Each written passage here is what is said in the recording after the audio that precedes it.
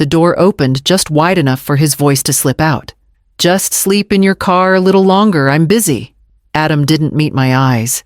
He glanced back at the television where some game was playing half-muted, then nudged the door shut again. It clicked softly, like punctuation. I stood there for a moment, hand still near the doorframe, unsure what I expected. An apology. A second thought. The flood had come 3 days ago. I hadn't slept more than a couple hours since. The back of my neck still smelled faintly of river mud, and the jeans I had on were the same ones I'd dug through what was left of my kitchen in. There wasn't time to plead, or maybe there just wasn't space for it anymore. I turned back to the car, parked it right in front of his garage like he said. Not too close to the neighbor's side, not too far into the street. I wrapped my coat tighter, it had barely dried from last night, and folded myself into the driver's seat, like someone trying not to wake herself. The street was quiet. His porch light flickered once, then steadied. Through the window, I could see Donna walk by with a glass of wine. Her slippers made no sound across the hardwood floor. I sat perfectly still, watching her pass by again, 20 minutes later, this time with a bowl of something hot. Something steaming. The cold worked its way into the bones of my fingers. I kept them on the wheel, not because I was going anywhere, but because I didn't know what else to hold on to. I didn't cry. There wasn't any energy left for that. Just before midnight, Adam's car alarm chirped once as he locked it from inside. I lay back, pulled the damp coat over my knees, and closed my eyes. By morning, the windows had fogged from my breath, and the silence outside was heavier than the night before. On the second night, my phone buzzed, once busy, tonight. Tomorrow, maybe. Tomorrow came and went. So did the next. No key, no blanket, not even a knock on the window to ask if I'd eaten. Just Dana's face behind the blinds, smiling like we were neighbors, instead of something closer, or maybe something that used to be. I found a gas station 10 minutes away with a clean sink. The woman behind the counter didn't ask questions. I used the paper towels too fast and my gums bled a little from the cheap toothbrush I bought in a pack of 2. The other one's still in the glove box. I charged my phone at the library in the next town over, pretended I was waiting on someone, wrote lists I didn't need just to fill time. Things to replace. Things to forget. Things that had floated away. A woman at the next table asked if I was new in town. I told her I was visiting family. She said, "Lucky you." I didn't answer. Adam used to tell his college friends that I was unshakable. Said I was like his grandmother who'd buried 3 brothers and still made cornbread from scratch every Sunday. He made me sound like a story he was proud to tell. Now I'm just a sedan taking up space in front of his house.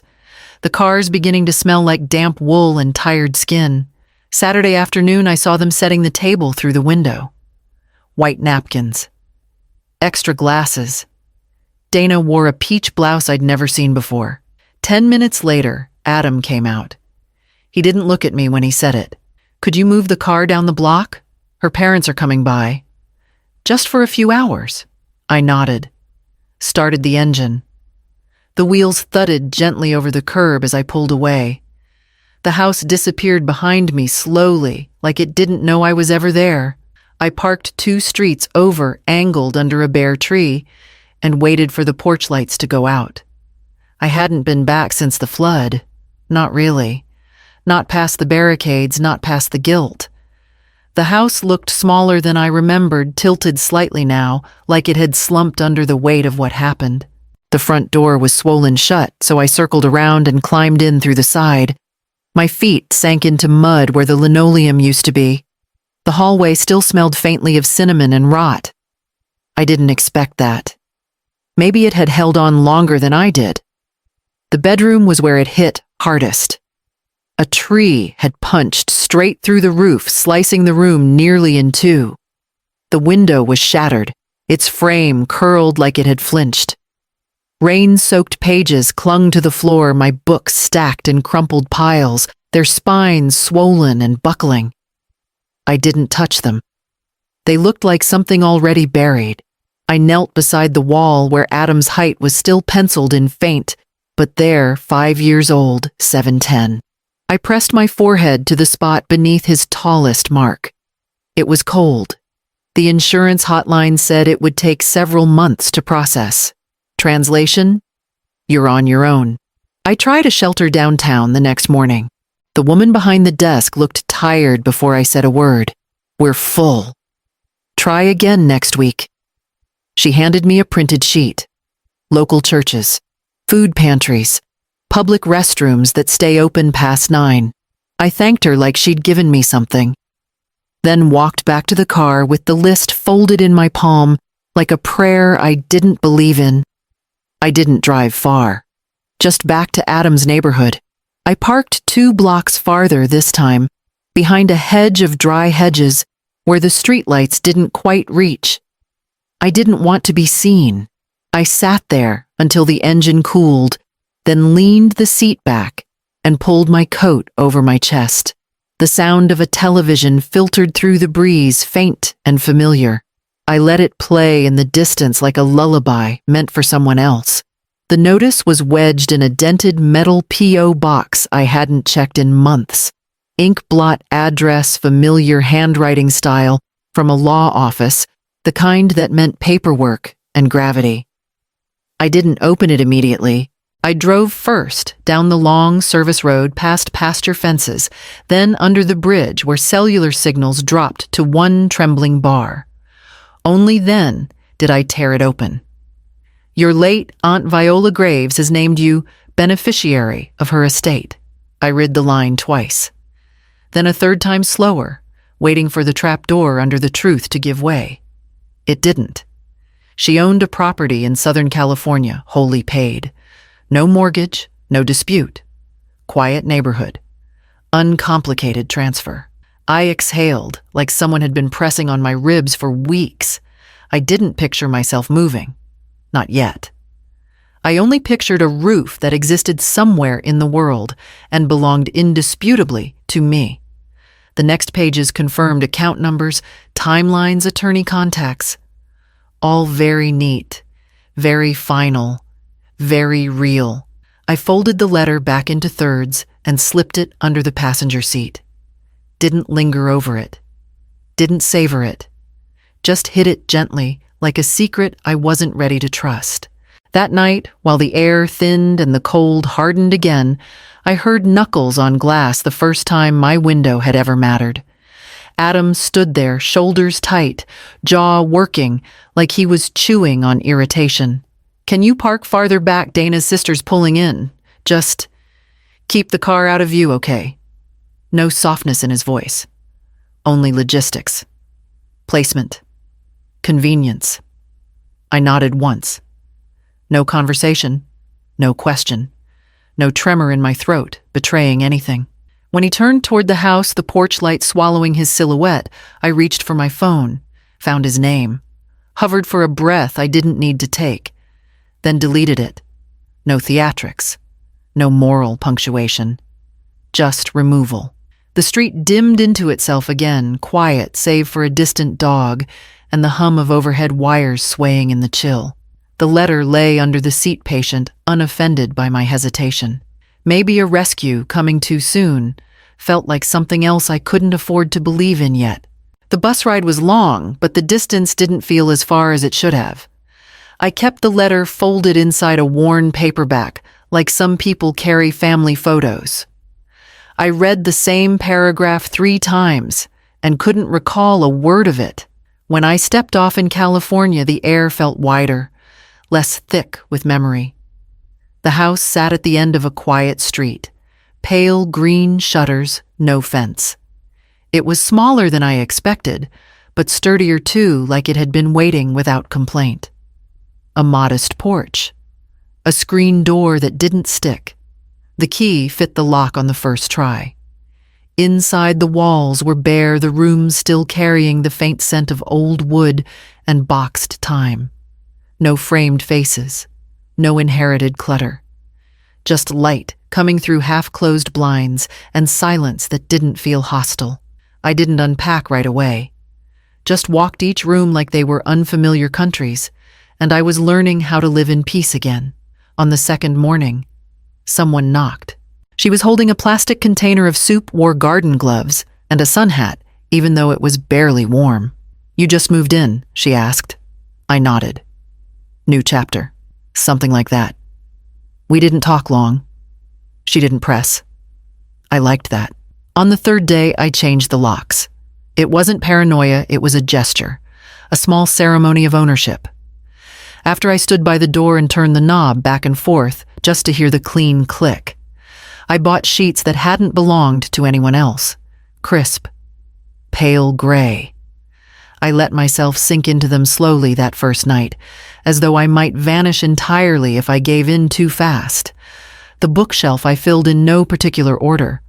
One title a day, carefully chosen like setting bricks to rebuild a language. When the lawyer called again, I answered.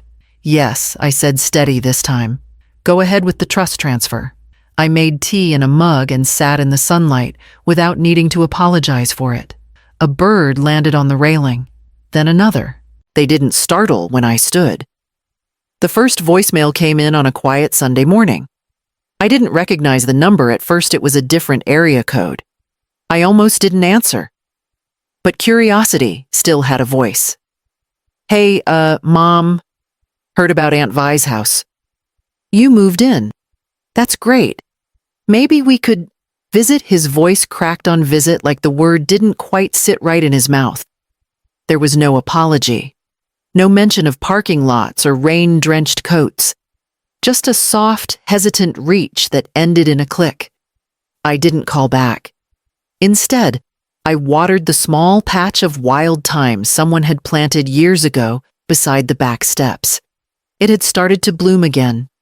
Resilient little thing. The second message came a week later. Later in the evening, more practiced. "Dana's expecting. We're kinda tight on space. That extra bedroom could be perfect for the baby." There it was. The real reason. The visit had a blueprint now.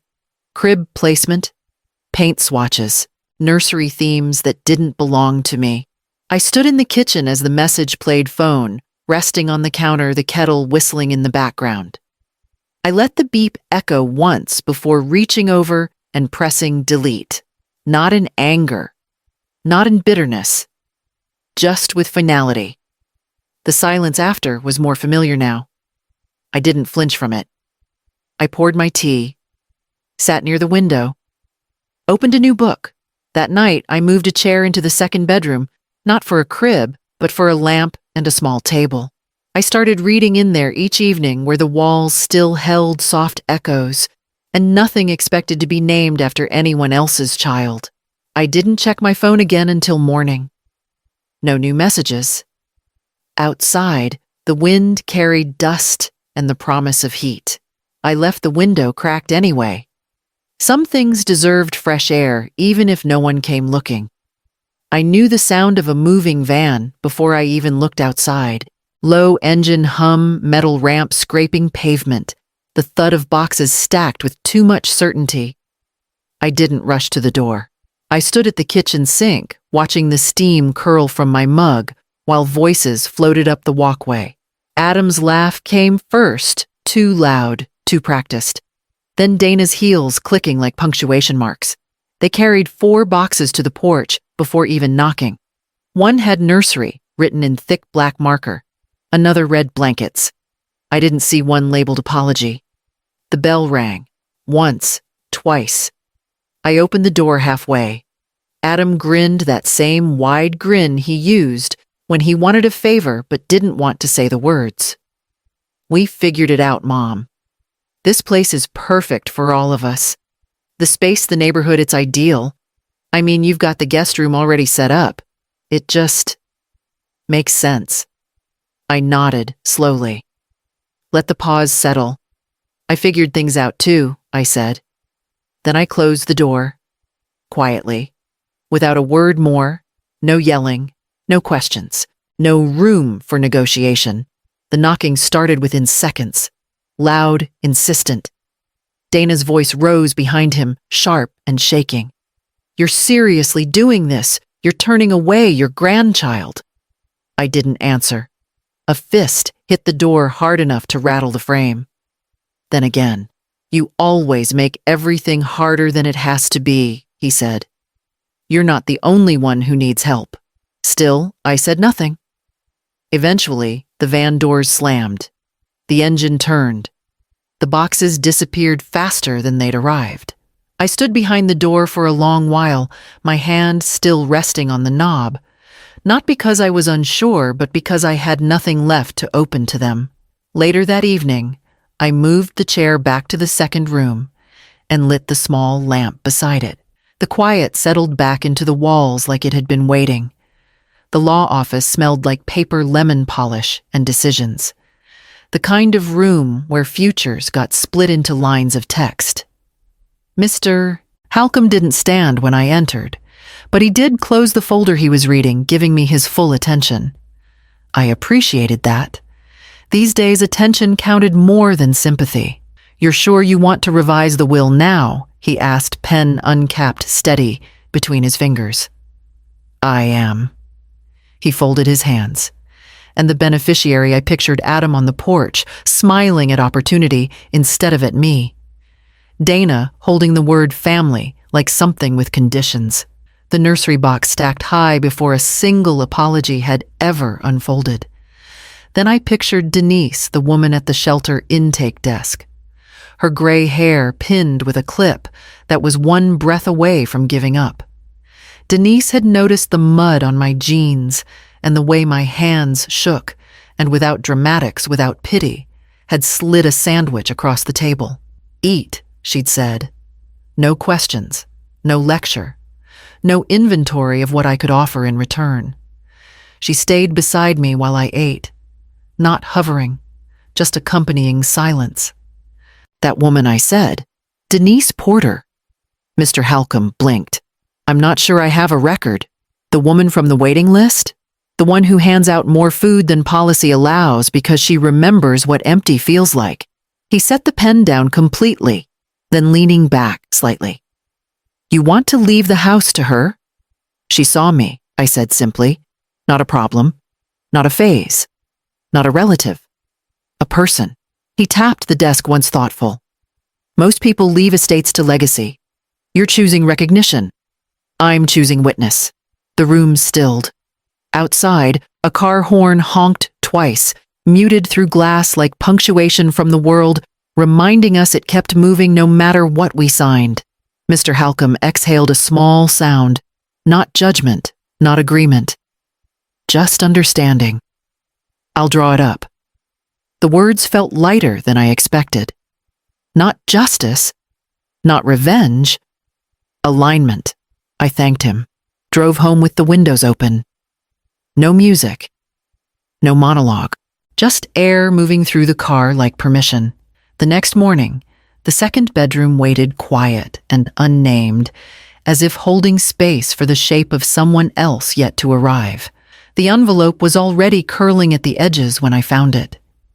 Slid halfway under the door, white against the wood floor, no stamp, no name, just that familiar handwriting still neat like in school. I didn't pick it up right away. I finished my tea, first rinsed the mug, dried my hands.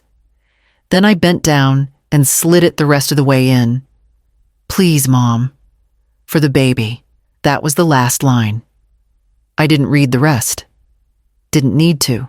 I opened the drawer beside the reading chair and placed it underneath an old bookmark and a roll of spare thread. I closed it gently, not out of sadness, just completion. I went into town the next day and bought a set of second-hand curtains from a woman named Marta, who ran a thrift stall behind the post office. She asked if I needed them for a nursery. I smiled. No, I said. Reading room. I hung them myself. Pale green with tiny pinstripes, not a color Dana would have chosen.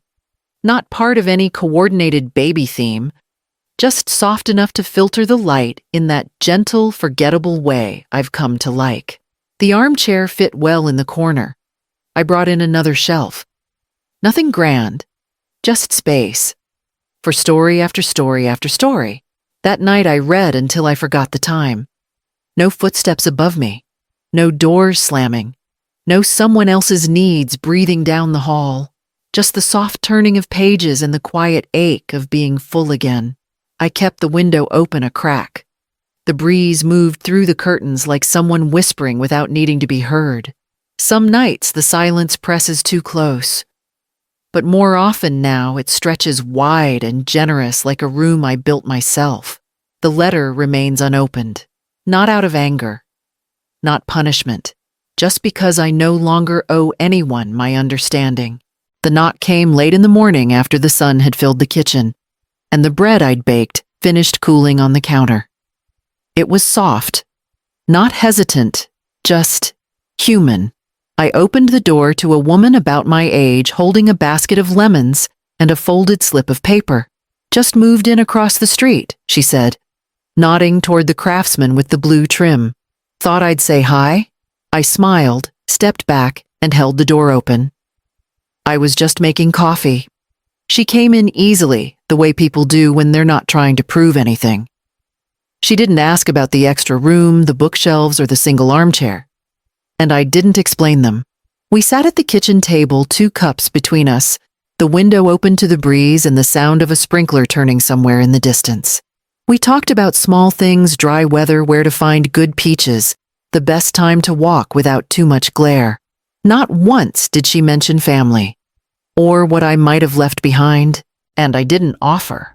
When she left, I stood at the threshold for a long minute, watching the way she walked back across the street without looking back.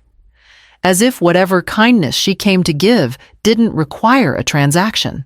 The wind lifted the corner of a note I'd pinned near the door, a grocery list 2 days old. I folded it, tossed it in the bin, and closed the door behind me. This house no longer holds echoes of anyone else's plans. No cribs, no guest towels waiting in the closet for someone who never knocked first. Just the chair, the shelves, the small garden taking root outside. A locked door with one key resting in the dish beside my sink. I made another cup of coffee and sat by the window watching the light move slowly across the floorboards. No one was missing. No one was owed. The house stood. So did I.